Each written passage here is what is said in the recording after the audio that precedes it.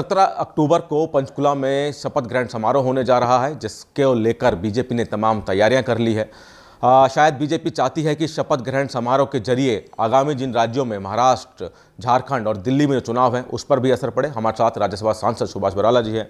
सुभाष जी, ये तो बहुत ऐतिहासिक है कि तीसरी बार बीजेपी या फिर किसी पार्टी ने पहली बार तीसरे थर्ड टाइम कंटिन्यू सरकार बनाई है, लेकिन ऐतिहासिक के साथ साथ ग्रैंड शपथ ग्रहण समारोह, क्या कुछ मैसेज देना चाह रही है बीजेपी?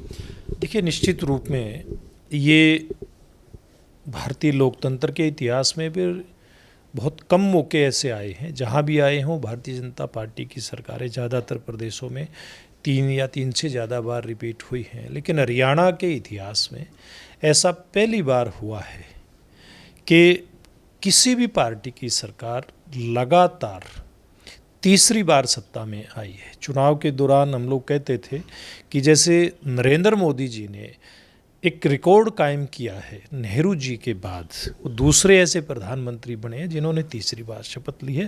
तो हरियाणा में भी ऐसा पहली बार होगा कि कोई सरकार तीसरी बार हरियाणा के अंदर बनने जा रही है उसी पार्टी की। और मैं समझता हूँ जो शपथ ग्रहण समारोह होगा वो भी एक गजब का शपथ ग्रहण समारोह आपको देखने को मिलेगा। इसमें भारतीय जनता पार्टी के कार्यकर्ता, नेताओं समेत तमाम हरियाणा के ऐसे नागरिक जो हरियाणा की तरक्की को पसंद करते हैं, हरियाणा में कानून व्यवस्था और जो एक पारदर्शी शासन है उसको पसंद करते हैं, ऐसे सब लोगों का उत्साह और उल्लास आपको इस शपथ ग्रहण समारोह में देखने को मिलेगा। सर, आपने 2 शब्द इस्तेमाल किए, गजब शपथ ग्रहण समारोह और उत्साह उल्लास। क्या जिन राज्यों में चुनाव आने वाले हैं, महाराष्ट्र की बात हम कर रहे हैं, झारखंड की कर रहे हैं और उसके बाद दिल्ली की, क्या वहाँ पर भी इस शपथ ग्रहण समारोह के जरिए कोई मैसेज जाएगा क्या?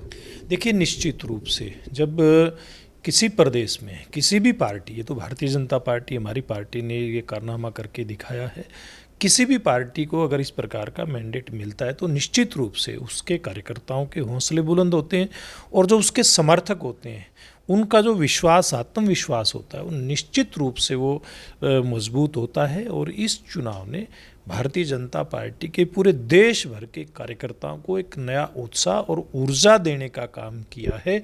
और निश्चित रूप से झारखंड में हम लोग सत्ता में आएंगे और महाराष्ट्र में अगली बार फिर से भारतीय जनता पार्टी की गठबंधन की सरकार बनेगी। बहुत बहुत शुक्रिया। तो सुभाष बराला जी, जिनका कहना है कि शपथ ग्रहण समारोह इसलिए गजब है और क्योंकि ऐतिहासिक जीत है, साथ ही साथ जिन राज्यों में आगामी चुनाव है वहाँ पर भी इसका संदेश जाएगा।